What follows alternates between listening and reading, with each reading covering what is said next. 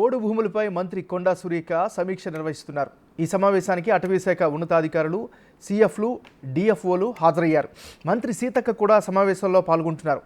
ఈ మధ్యకాలంలో పోడు భూముల విషయంలో రైతులు అధికారులతో గొడవ పడుతున్న ఘటనలు వెలుగుచూశాయి.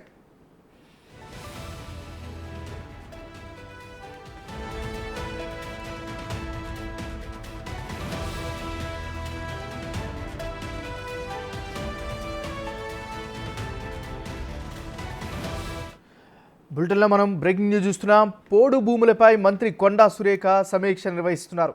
ఈ సమావేశానికి అటవీ శాఖ ఉన్నత అధికారులు, సీఎఫ్లు, డిఎఫ్ఓలు హాజరయ్యారు.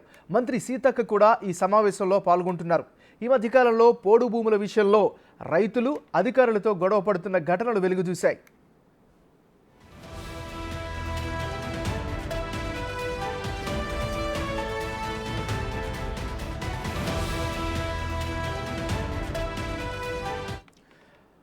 పోడు భూములపై మంత్రి కొండా సురేఖ సమీక్ష నిర్వహిస్తున్నారు. ఇక ఇదే అంశానికి సంబంధించి మరింత తాజా సమాచారాన్ని మా deputy bureau input editor Sadiq అందిస్తారు. షాదిక్, చెప్పండి. ఎంఎన్ఆర్ కాంగ్రెస్ ప్రభుత్వం ఈ పోడు భూముల సమస్య పైన పరిష్కరిస్తామని ఎన్నికల్లో హామీ ఇచ్చింది. ఆ మేరకు మేనిఫెస్టోలో కూడా పొందుపరచడం జరిగింది. సో ఈ మేరకు పోడు భూముల సమస్యల అధ్యయనం చేసేందుకు గాను ఇప్పటికే ఒక కమిటీ కూడా ఏర్పాటు చేసే యోచనలో ప్రభుత్వం ఉంది. ఇందులో భాగంగా అటవీ పర్యావరణ శాఖ మంత్రి కొండా సురేఖ ఈ పోడు భూముల సమస్య పైన కూడా ఆ సమీక్ష సమావేశం నిర్వహిస్తున్నారు. ఈ కార్యక్రమంలో మంత్రి సీతక్క, అటవీ శాఖ ప్రిన్సిపల్ సెక్రటరీ వాణి ప్రసాద్ తో పాటుగా డోబ్రియల్ ఉన్నతాధికారులు అందరూ కూడా సమావేశంలో పాల్గొనడం జరిగింది. ప్రధానంగా చూసినట్టయితే సీతక్క కూడా ఈ యొక్క సమీక్ష సమావేశంలో పాల్గొనడం అనేది ప్రాధాన్యత సంతరించుకుంది. ఎందుకంటే గిరిజన సంబంధించినటువంటి అంటే ఈ మంత్రి కనుక పోడు సంబంధించినటువంటి వ్యవహారంలో చాలా మట్టుకు అనేకమైన పోరాటాల్లో కూడా భాగస్వామ్యమైనటువంటి సీతక్క ఈ సమావేశంలో ఉండాల్సిందని కూడా ప్రభుత్వం నిర్ణయించిన జరిగిలా ఈ సీతక్క కూడా ఈ సమావేశంలో పాల్పంచుకోవడం అన్నది ప్రాధాన్యత సంతరించింది. రాజకీయ వర్గాల్లో కూడా చర్చనీయాంశంగా మారినప్పటికీ ఇది మాత్రం పోడు సంబంధించిన అంశాల్లో ప్రభుత్వం మాత్రం చాలా కృత నిశ్చయంతో ముందు పోతుంది. పోడు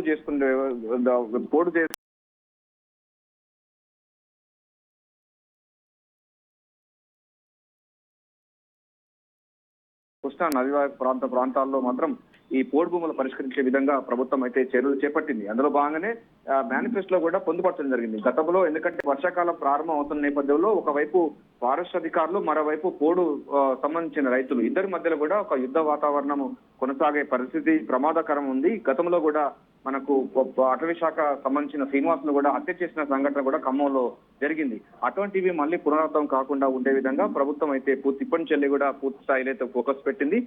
అటు పోడు సంబంధించిన రైతులకు, అటవీ శాఖ అధికారులకు ఎక్కడ కూడా క్రాష్ కాకుండా ఉండే విధంగా ఒక సామరస్యపూర్వకమైనటువంటి వాతావరణంలో దీన్ని నడపాలి. ఎందుకంటే వ్యవసాయం పనులు ప్రారంభమవుతున్నాయి. అదే మరోవైపు పోడు సంబంధించినటువంటి భూమిలో పంట వేసుకుంటారు. మరోవైపు అటవీ శాఖ అధికారులు కూడా ఈ అటవీ భూముల్లో కూడా చెట్లు నాటుతారు.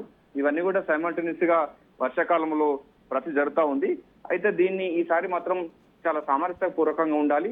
పోడు పట్టాలు ఇచ్చింది కూడా ప్రభుత్వం సిద్ధంగా ఉందని కూడా మేనిఫెస్టోలో పొందుపరిచిన నేపథ్యంలో ముఖ్యమంత్రి ఆదేశాల మేరకు సమీక్ష సమావేశం అయితే నిర్వహిస్తున్నారు. ఈ కార్యక్రమంలో అధికారులతో పాటుగా మంత్రి సీతక్క కూడా పాల్పంచుకోవడం అంటే రివ్యూలో పాల్గొనడం అనేది ప్రాధాన్యత సంతరించుకుంది అన్నారు. ఎందుకంటే వచ్చేటువంటి వర్షాకాలము నేపథ్యంలోనే ఇది ముందుగా ప్రభుత్వం పూర్తి స్థాయిలో ఫోకస్ పెట్టి ఈ సమస్యను పరిష్కరించి పోడు చేసేటువంటి రైతాంగానికి పట్టాలు ఇవ్వాలి.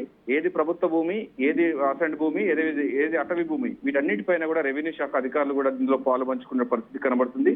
అటు అటవీ శాఖ అధికారులకు, ఇటు పోడు చేసేటువంటి గిరిజన సంబంధించిన రైతాంగానికి మధ్య ఒక సయోధ్య కుదిర్చే లక్ష్యంగా ఈ యొక్క రివ్యూ సమావేశం అయితే జరుగుతూ ఉంది. Thank you Sadiq.